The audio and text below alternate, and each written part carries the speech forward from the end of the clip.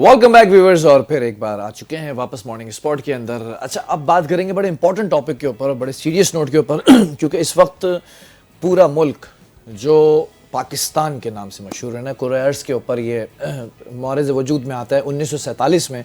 और 1947 के अंदर सबसे ज़्यादा बेहतरीन सूरत हाल इस मुल्क के एक शहर की थी। उस शहर का नाम था कराची, और उस शहर का नाम आज भी कराची है। लेकिन ये कराची शहर मुख्तलिफ अदवार के अंदर, मुख्तलिफ औकात के अंदर कहीं ना कहीं हमने देखा कि परवान चढ़ा।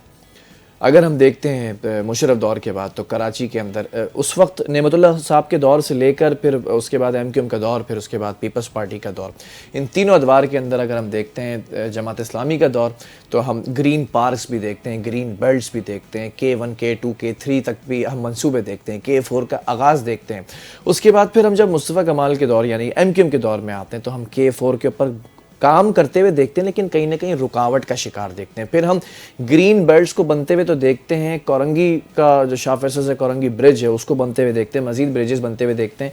लेकिन इस दौर के बाद हम देखते हैं कि कराची की तरक्की रुक सी गई है। ना हमें जो है वो अंडरपासेस नज़र आते हैं, ना हमें ब्रिजेस नज़र आते हैं, ना हमें मेगा प्रोजेक्ट्स नज़र आते हैं।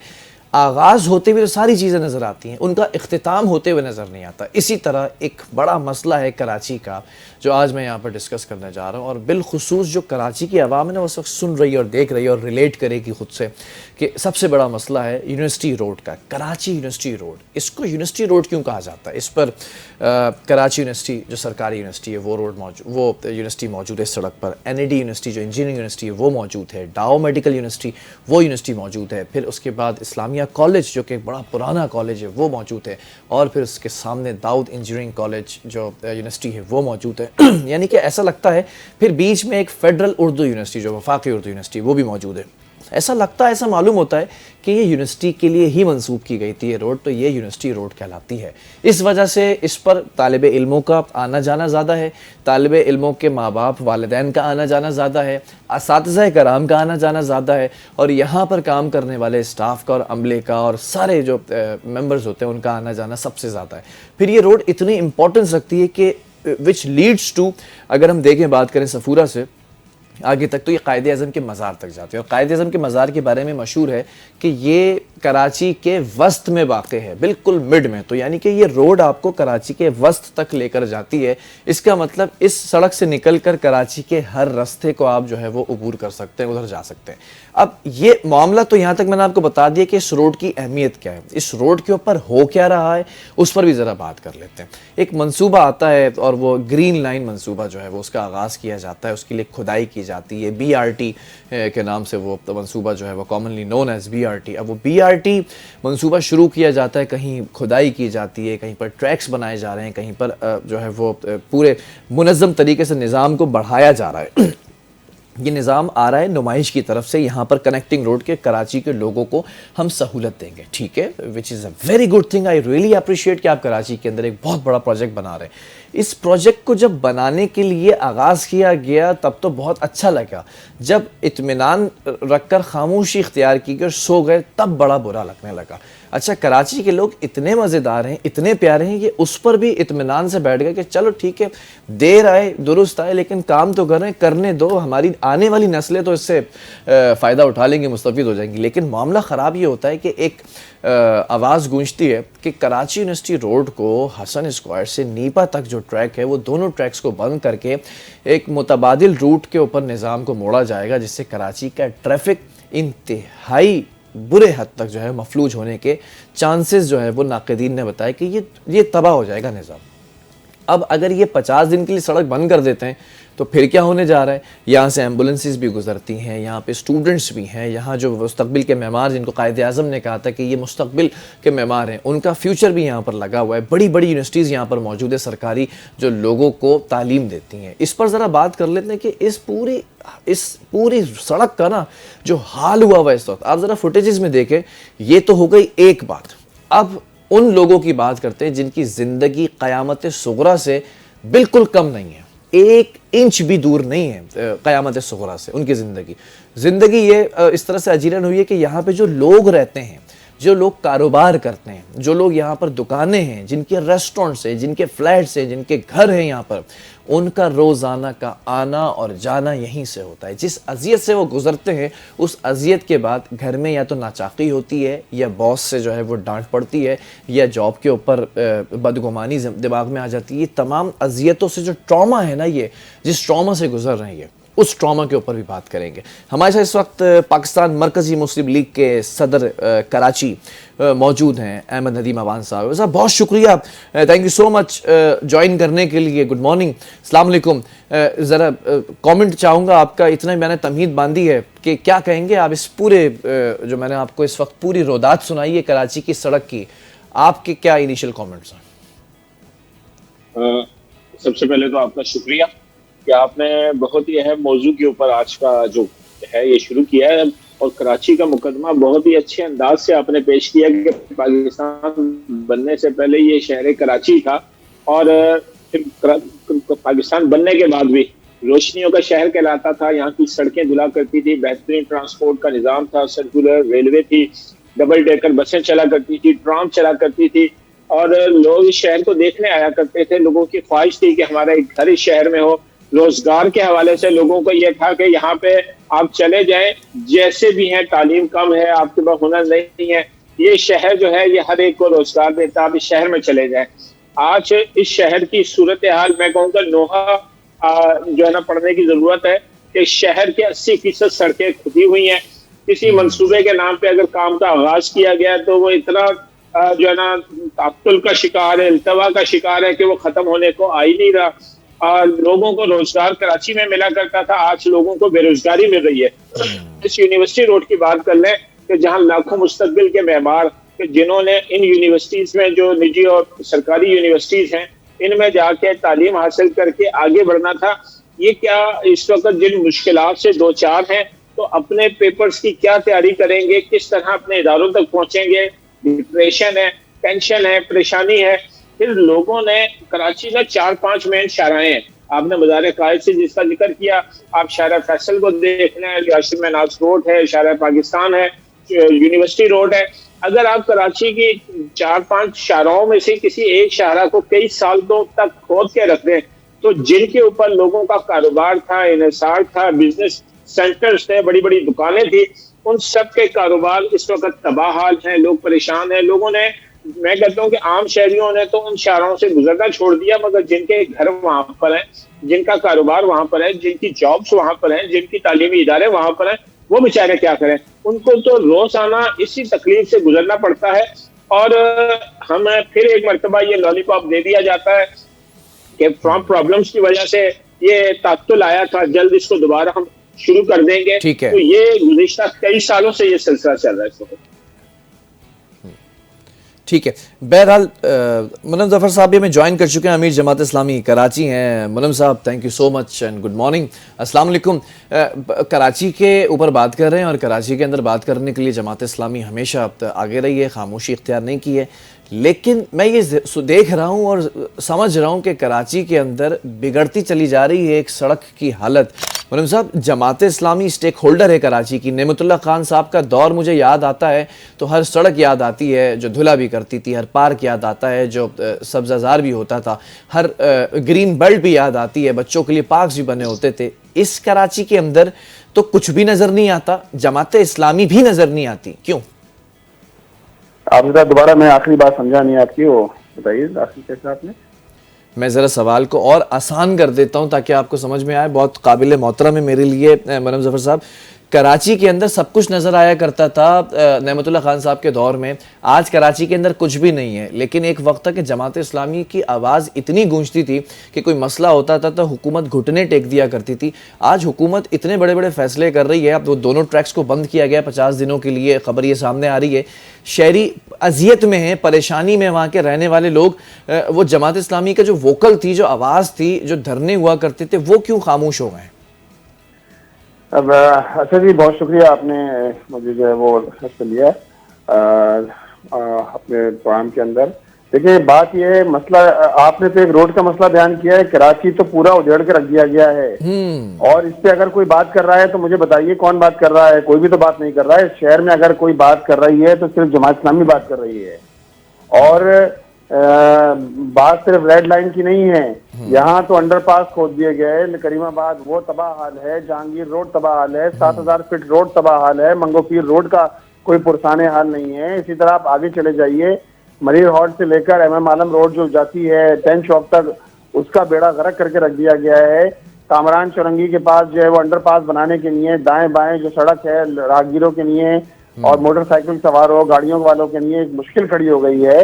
रेड लाइन के हवाले से तो हम तवील अरसे से बात कर रहे हैं। अगर किसी ने आज से 10 दिन पहले भी अगर हम कोई रैली मार्च कर रहे थे, जमात इस्लामी खड़ी हुई थी यूनिवर्सिटी रोड पर, आज भी जमात इस्लामी है कि जिसने रेड लाइन के इशू को उठाया, कहा कि भाई कम से कम दुनिया भर के अंदर अगर कोई प्रोजेक्ट बनते हैं तो लोगों की सहूलत देखी जाती है। आप प्रोजेक्ट जरूर बनाइए, लेकिन प्रोजेक्ट के नाम पर कराची के लोगों को अजियत के अंदर मुब्तला करना, ये कहाँ का इंसाफ है। आपने लाखों की आबादी का ये सफूरा गुलशन इकबाल, जहाँ से लोग सफर करते हैं, शहर के मरकज की जानिब आते हैं रोजाना सुबह में, यहाँ लोगों के लिए एक मुश्किल कर दी है। बड़े बड़े गड्ढे पड़े हुए हैं और तो और अब आपने वो सड़क बंद कर दी है।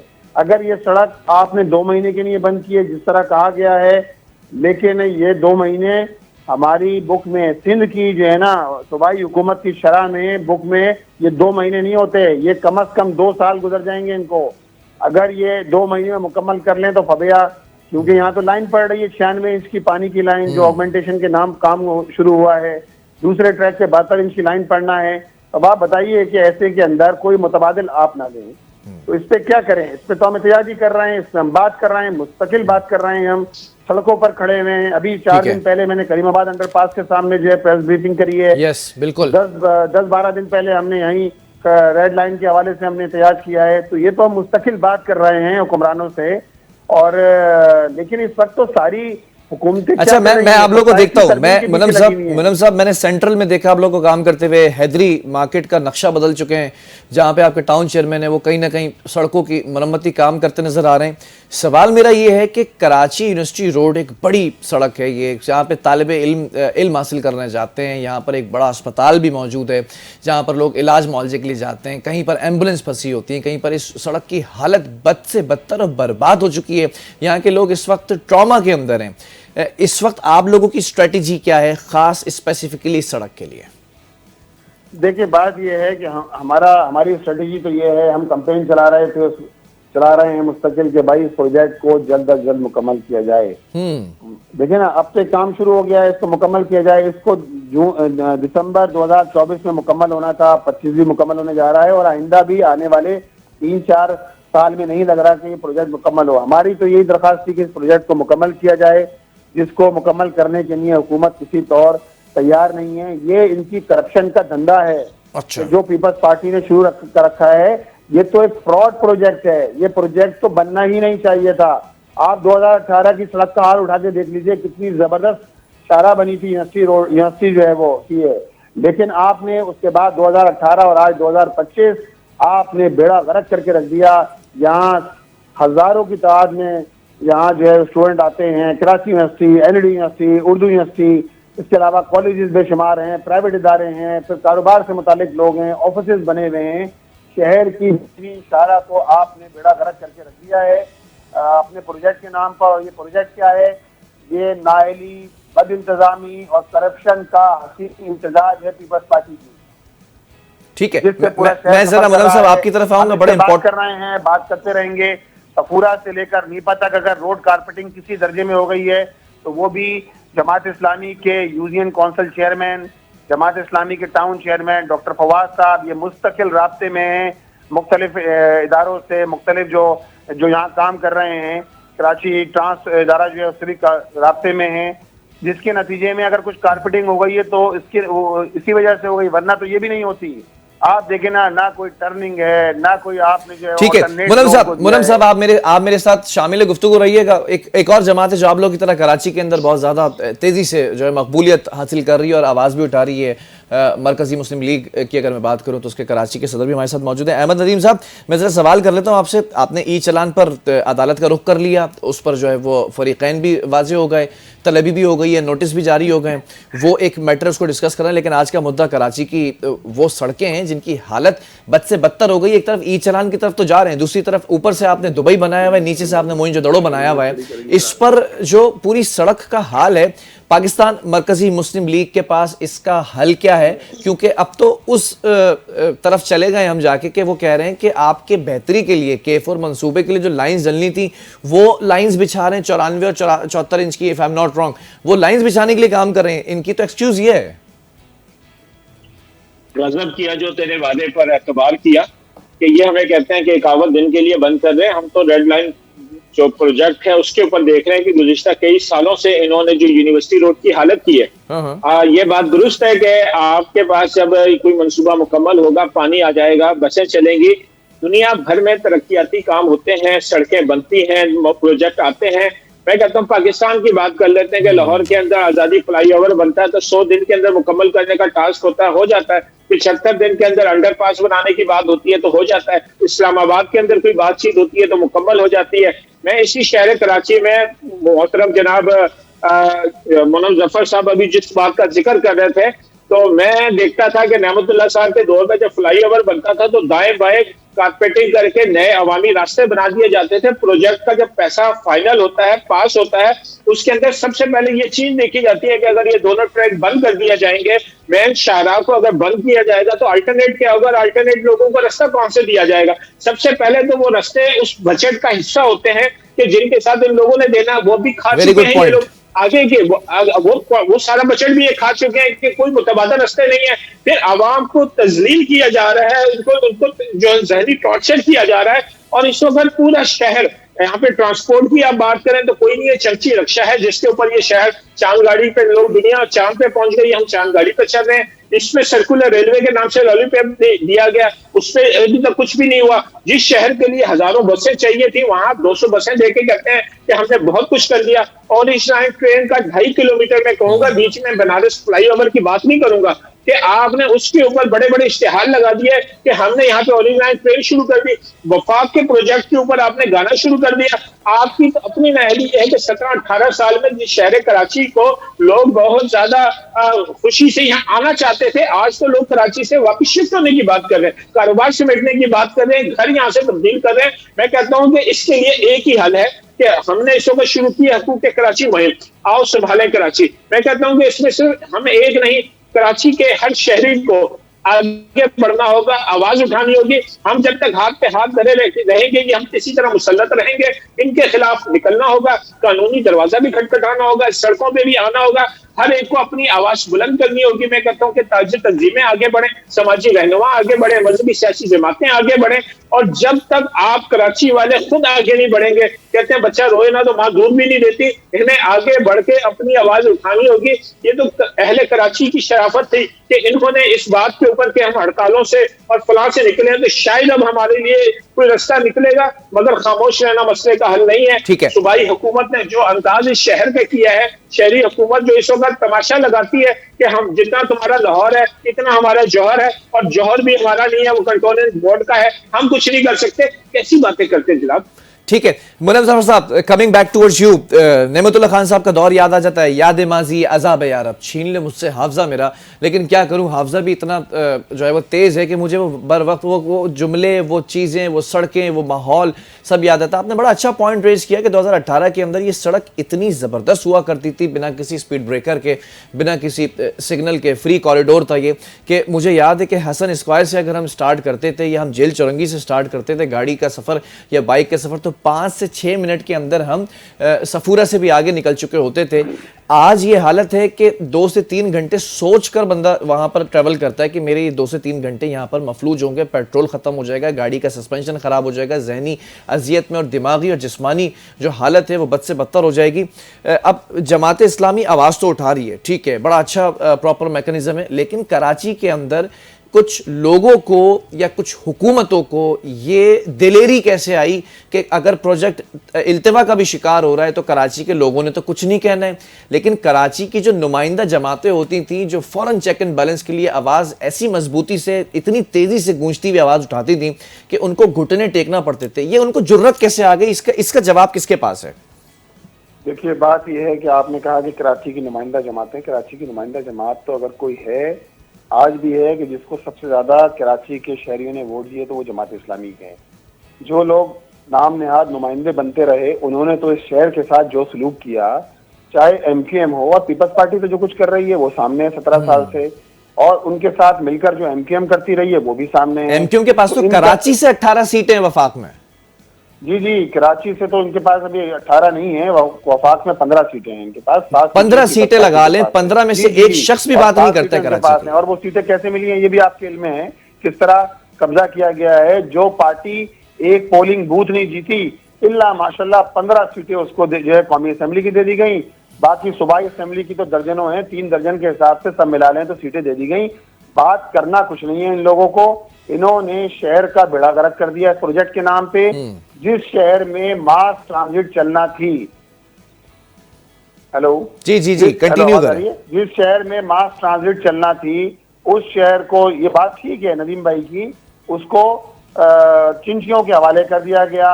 अब हाल ये है कि मट्टी उड़ रही है, धूल उड़ रही है, उसके अंदर लोग जो है वो सफर करने पर मजबूर हैं। अब तो रास्ते ही बंद कर दिए गए हैं। इस पूरे के अमल के खिलाफ जमात इस्लामी मैदान अमल के अंदर मौजूद है, कल भी मौजूद थी, आज भी अल्हम्दुलिल्लाह मौजूद हैं। कराची के शहरियों के साथ मिलकर हर मसले पर आवाज बुलंद कर रहे हैं। और खास तौर पे ये रेड लाइन का मसला, ये देखे ना प्रोजेक्ट कहाँ कितना है, 504 मिलियन यूएस डॉलर का प्रोजेक्ट है ये, जो 79 पाकिस्तानी अगर लगाए जाएं तो 79 अरब का प्रोजेक्ट था, जो आज 103 अरब पर पहुंच गया है। और ये सारा फॉरेन फंडिंग है जिसका सूद पाकिस्तान कराची के अवाम अदा से लेंगे, ये लोग अदा करेंगे कराची के अवाम। 104 मिलियन ये पहुंच गया, अरब पे पहुंच गया, 103 अरब पर। तो ये सूरत हाल है जो पीपल्स पार्टी कर रही है। इसके खिलाफ जाहिर बात है मुनज़्ज़म तहरीक की जरूरत है। जमात इस्लामी हम तो कराची की तहरीक के उन्वान से अल्हम्दुलिल्लाह अवाम से राब्ते में है। जहां जहां हमारे टाउन है हम वहां खिदमत कर रहे हैं। और जहां इस तरह के प्रोजेक्ट के नाम पे धोखा दिया जा रहा है, फ्रॉड करा जा रहा है कराची के लोगों के साथ, वहां हम ग्राउंड पर खड़े हैं और कराची का अल्हम्दुलिल्लाह मुकदमा लड़ रहे हैं। देखें, देर सवेर होती है। इस वक्त भी बात यह है ना कि हम तो ये कहते हैं कि हमारे पास तो इस वक्त सारी सीटें छीन कर आपने एक सूबाई असेंबली की सीट जमात इस्लामी के पास है। चले मैं आप दोनों से एक शख्सियत के ऊपर सवाल कर लेता हूं, लेकिन शख्सियत के ऊपर नहीं, वो इदारे के ऊपर सवाल होगा।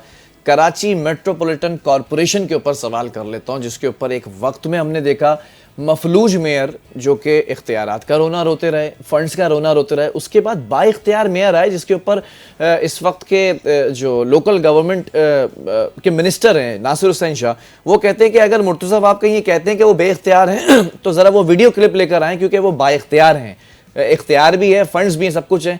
वो मेयर ये कह रहा है कि मेरे पास तो इख्तियारात ही नहीं है, मैं तो इस शहर की हालत को भी नहीं सुधार सकता, मेरे पास तो इस शहर का जो 70% हिस्सा वो है ही नहीं मौजूद। क्या इसमें सदाकत है? पहले मुनम जफर साहब आप कमेंट कर दीजिएगा, फिर रिस्पेक्टिवली अहमद साहब आप भी इस पे कमेंट कर दीजिएगा। पीपल्स पार्टी, वफाक की हुकूमत पीपल्स पार्टी उसका हिस्सा है, ये सारे हिस्सा है, सदर उनका है, सेनेट चेयरमैन उनका है, डिप्टी स्पीकर उनका है कौमी असेंबली में, सूबाई हुकूमत उनकी है, 2 सूबों में गवर्नर उनके हैं, 2 जगह वज़ीर आला उनके हैं, 17 साल से हुकूमत उनकी है। तो भाई किस बात की बेख्तियारी? आप तो पीपल्स पार्टी तो इख्तियार देने के लिए तैयार नहीं है। ये सारे ढकोसले हैं, ये फ्रॉड लोग हैं। 18वीं तरमीम के नाम पे कराची के लोगों के साथ फ्रॉड किया गया है। जिस सूबे के अंदर 2008 में 49% बल्दियाती इदारों पर बजट का लगता था, आज कितना लगता है? 5.8% बल्दियाती इदारों पे लगता है। टोटल बात कर रहा हूँ पूरे सिंध की। 49% लगता था 2008 तक। 18वीं तरमीम से पहले की बात कर रहा हूँ। 18वीं तरमीम क्या है? 18वीं तरमीम के जरिए तो डायल्यूट होना थी पावर।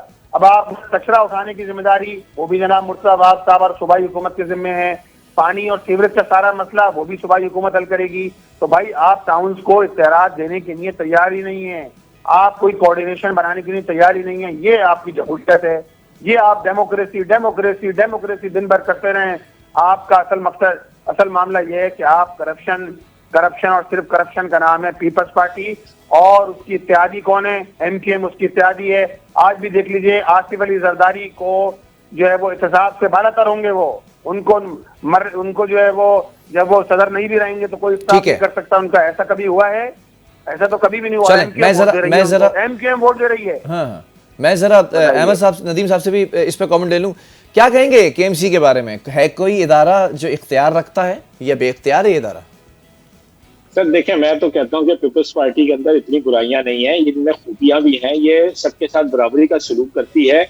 इन्होंने अगर कराची को कुछ नहीं दिया तो इन्होंने नवाबशाह और लाड़काना को भी कुछ नहीं दिया। इस वक्त सिंध के तमाम जो शहरी इलाके हैं उनके मेयर इनके पास हैं। डिलीवर इन्होंने कुछ भी नहीं किया। इनको पता है कि हमारे पास जिस वक्त जो आ रहा है उसको बड़े अच्छे अंदाज से हम जेबें भर सकते हैं, अपने वजीरों को खुश कर सकते हैं। ये अपने इन कामों में लगे हैं, इन धंधों में लगे हैं। जहां तक मामला कराची का है कि कराची के मेयर को बाख्तियार रखा है या नहीं रखा, कराची में काम हुआ है या नहीं हुआ, इनको तो इससे सरोकार ही नहीं। ये तो कहते हैं कि सिंध की हुकूमत दोबारा बनाना हमारे लिए कोई मसला नहीं है, हमें तो कराची का वोट ही नहीं चाहिए। जब कराची का वोट ही नहीं चाहिए तो कराची के ऊपर मेहनत करने की, तवज्जो देने की क्या जरूरत है? ये बेचारे मुर्तजा वहाब साहब जो रात को जिन सड़कों के पे निकल के तस्वीरें बनाते हैं और सोशल मीडिया पे डालते हैं, सुबह ये पता चलता है कि वो इलाके तो इनके इख्तियार ही में नहीं है। वो तो कंटोनमेंट के इलाके हैं कि जहाँ के अंडरपास और सड़कों की तस्वीरें इन्होंने शेयर की हैं। मैं कहता हूँ कि इस वक्त पीपल्स पार्टी कराची वालों के साथ जुल्म कर रही है। शहर कराची लावारिस है, इसके साथ सुतेलों वाला जुल्म है,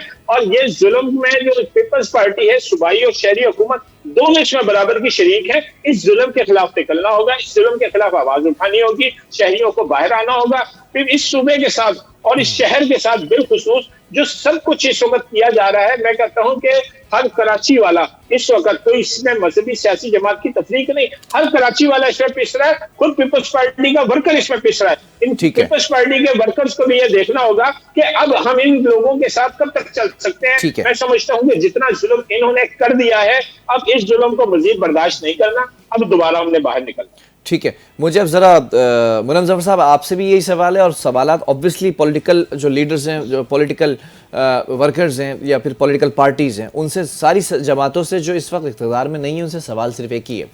मुनव्वर जफ़र साहब, अगर ये कराची का जो एक बहुत बड़ा मसला है, इसके इर्द गिर्द की जो आबादी है, वो अगर आपको वोट देना चाहे तो क्यों दे वोट? कोई एक रीज़न बताएं। नहीं, आप किसकी बात कर रहे हैं? कराची की आउटर आबादी? नहीं, मैं बड़ा स्पेसिफिक होकर सवाल कर रहा हूँ। पूरे कराची के अंदर आपने हालत को तब्दील करने के लिए काम किया है, ठीक है। अब अगर स्पेसिफिक इस कराची की जो ये सड़क है, यूनिवर्सिटी रोड, इसके अतराफ की जो आबादी है, वो अगर जमात इस्लामी को वोट देना चाहती है तो जमात इस्लामी के पास कोई एक रीज़न मौजूद है जो यहाँ पे बता सके? भाई, जमात इस्लामी के अलावा इस शहर का कोई हल नहीं है, या बता दूं आपको। मैं आपको छोटी सी एक मिसाल देता हूँ। आप इस सड़क को रेड लाइन के अतराफ में भी, हल सिर्फ जमात इस्लामी है। जी, वो क्यों? आप ये सुनिए ना, ये तो देखिए ना, अभी ये 17-18 साल से मुसल्लत हैं। रोना धोना एमक्यूएम, इस शहर के अंदर सब कुछ थी एमक्यूएम। उसके इशारों पे पूरा शहर बंद हो जाया करता था 15 मिनट के अंदर, सबको पता है सर ना। एमक्यूएम ऑल एंड ऑल थी शहर के अंदर, आग लगा दी, बच्चों को आग लगा दिया करते थे। आज पीपल्स पार्टी के पास सब कुछ है, इख्तियार है, लेकिन सबके बावजूद कुछ डिलीवर नहीं कर रहा है। मैं सिर्फ एक टाउन की बात करूं, लियाकताबाद टाउन। जी, I have seen, I am witnessed, मैंने देखा है। विटनेस ना, लियाकताबाद टाउन के अंदर हमने सिर्फ 2 साल 4 महीने के अंदर वहाँ के सारे स्कूल हमने आबाद कर दिए। रजिस्ट्रेशन के अंदर इजाफा हो गया। वहाँ के जितने पार्क थे टोटल, सर लियाकताबाद की आवाम का वोट आपका हुआ। मैंने बड़ा फेयर सवाल किया, मैं जरा उस पर जवाब चाहता हूं। हमने पार्क आबाद कर दिए, हमने खेलों के मैदान अल्हम्दुलिल्लाह आबाद कर दिए। उन तमाम खेलों के मैदान में खेलने वाले बच्चों का वोट आपका हुआ। ये जो 5-6 यूनिवर्सिटीज हैं, इनके स्टूडेंट का वोट कैसे लेंगे आप? कर सकता है, जब ये टाउन एक काम कर सकता है तो केएमसी क्यों नहीं कर सकती? जब एक टाउन एक काम कर सकता है तो सूबाई हुकूमत, इसके पास जो वसाइल है, वो क्यों नहीं आवाम से खर्च कर सकते? क्यों सड़कें डेवलप नहीं कर सकते? क्यों कराची के मुनव्वर साहब, टाइम बहुत शॉर्ट है। मैं चाहता हूं आप इसका सवाल का जवाब प्लीज दें कि जितने स्टूडेंट्स इन यूनिवर्सिटीज के अंदर पढ़ रहे हैं वो जमात इस्लामी को वोट देना चाहते हैं, ठीक है। मेरे अंदर की ख्वाहिश ये है, क्यों दें वोट? बताएं। इस जगह पे पढ़ने वाले वोट दें कि जमात इस्लामी ही इस शहर का हाल है, और अगर ये शहर सुधर सकता है तो अमानतदार और दयानतदार क़यादत से सुधर सकता है। बच्चिया लोगों ने आजमा लिया, सब लोगों को आजमा लिया इस शहर के अंदर। हकीकत है, जो जिनको लोग कहते हैं सो कॉल्ड पॉलिटिकल पार्टीज, ये पॉलिटिकल पार्टीज भी नहीं है, ये तो एक नेक्सस है। करप्ट लोगों का नेक्सस है जो एक दूसरे के मुफादात का तहफ़्फ़ुज़ करता है। इसलिए जमात इस्लामी को वोट दें कि जमात इस्लामी ने माजी में काम करके दिखाए हैं। खुद आपने बात की नेमतुल्लाह खान साहब के दौर की, अवानी साहब का दौर गवाह है। अगर कराची को पानी का प्रोजेक्ट मिला तो नेमतुल्लाह खान साहब के अंदर में के दौर में मिला। कराची को अंडरपासेस के तोहफे मिले, नेमतुल्लाह खान साहब के दौर के अंदर मिले। पार्क को Karachi institute of heart disease बना, नेमतुल्लाह खान साहब के दौर में मिला। 32 कॉलेज तामीर किए। इस कराची को जनरल मुशर्रफ साहब मिले तो वो भी नेमतुल्लाह खान साहब के दौर में मिले। देखें, मुशर्रफ साहब तो 1999 में मिले थे जब मुस्लिम लीग नून जो थी उस वक्त मिले थे। और मुशर्रफ साहब देखें, जो भी आमिर होता है उसकी जरूरत भी होती है। ये तो मुशर्रफ साहब थे, उन्होंने सिटी डिस्ट्रिक्ट गवर्नमेंट जो है वो दे दी। आज तो ये भी नहीं है सूरत हाल कि आप लोगों को इख्तियार दे रहे हैं, बल्दियात के अंदर भी इख्तियार देने के लिए तैयार नहीं है लोगों को। चले बहरहाल मैं जरा एक सवाल कर लूं। अहमद नदीम अवान साहब, पाकिस्तान मरकजी मुस्लिम लीग बढ़ चढ़कर काम कर रही है। अब ये जो सड़क है ना, इससे मुत्तसिल हैं बहुत सारे स्टूडेंट्स वाबस्ता। आप नौजवानों के लिए रोज़गार भी लेकर आते हैं, नौजवानों की हिमायत भी करते हैं, नौजवानों को सपोर्ट भी करते हैं। मुझे एक रीज़न दें कि इन यूनिवर्सिटीज़ में पढ़ने वाले तालिब इल्म अगले लोकल गवर्नमेंट के अंदर भी आपको वोट दें और जो आपके मरकज़ी इलेक्शंस होते हैं उसमें भी आपको वोट दें। सिर्फ इतराफ़ की बात कर रहा हूँ यहाँ के स्टूडेंट्स, एक रीज़न दें प्लीज़। देखिए जी, अगर मैं पाकिस्तान से मोहब्बत करता हूँ ना तो ये पाकिस्तान का मुस्तकबिल है। ये बच्चे और बच्चियां हमारे हैं, हमारा असासा है। इन्होंने कल इस पाकिस्तान को संभालना है, संवारना है, मुस्तहकम बनाना है, मजबूत बनाना है, तवाना बनाना है। ठीक है, मुझे बिला इस बात से हटकर कि इस वक्त इनकी जो जरूरत है, मुझे इसके लिए आगे बढ़ना होगा। मरकजी मुस्लिम लीग इनकी आवाज बनेगी, यहाँ के मकामी लोगों के लिए काम करेगी। हम इस वक्त हुकूमत में नहीं है, हमारे पास कोई इख्तियारात और बजट नहीं है, फंड्स भी नहीं है। इसके बावजूद फंड्स भी नहीं है, इसके बावजूद हम तालीम के मैदान में, सेहत के मैदान में, रोजगार के मैदान में, लोगों की हकूक के हवाले से जो कुछ कर रहे हैं वो लोगों के सामने है। मैं कहता हूँ जब वोट देने की बारी आती है ना, या जब वोट देने का वक्त आएगा, लोगों को कहना नहीं पड़ता, गुलाब जो है उसको बताना नहीं पड़ता, उसकी खुशबू बताती है। अपने काम के साथ आप लोगों के दिलों में जगह बनाएं, दिलों को फतह करें। मैं तो समझता हूं कि इस वक्त जरूरत है कि इन बच्चे और बच्चियों के लिए जो इन लाखों की तादाद में इन यूनिवर्सिटीज के तालिब इल्म है, उनके लिए आवाज बुलंद की जाए ताकि ये इस अजियत से, इस जो मुब्तला है, इससे निकल सके और अपने तालीमी सिलसिले को बेहतर कर सके। ठीक है, बहरहाल बहुत शुक्रिया आप दोनों मुअज़्ज़िज़ मेहमानों का, अहमद नदीम अवान साहब आपका भी, मुन्नम ज़फ़र साहब आपका भी। उम्मीद करता हूँ कि आप दोनों कोई ऐसी स्ट्रेटजी बनाएं इन फ्यूचर के, मिलकर इस मुल्क के लिए, ख़ासतौर पर स्पेसिफिकली इस शहर के लिए आवाज़ उठाएं, क्योंकि इस वक्त जो बरसर इक़्तिदार हैं और जो बरसर इक़्तिदार के यार हैं, दोनों ही बेकार हैं। तो इन दोनों के लिए जो है वो इस वक्त कोई ऐसा शख्स खड़ा हो, ऐसा मर्द मुजाहिद खड़ा हो जिसकी आवाज़ इतनी घन घरज रखती हो, इतना उसके अंदर बुर्दबारी हो, इतनी ज़्यादा दीदा दिलेरी हो कि उसकी आवाज़ के पीछे पूरी कौम खड़ी हो और उसकी आवाज़ के आगे हुकूमत घुटने टेके खड़ी हो, या फिर इन प्रोजेक्ट्स को बेहतरीन तरीके से जल्द अज जल्द कंप्लीट करती नज़र आए, या फिर ऑल्टरनेट उस रूट्स पर काम करती नज़र आए, ऑल्टरनेट प्रोजेक्ट्स के अंदर आसानियाँ करती नज़र आए।